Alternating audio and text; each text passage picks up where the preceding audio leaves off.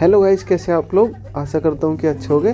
देखिएगा सर्कल में कैसे नेचर आर्ट किया जाता है वो आप इस वीडियो में सीखेंगे। वीडियो का एंजॉय कीजिए और लास्ट में बताइए कि कैसी लगी मेरी ये ड्राइंग।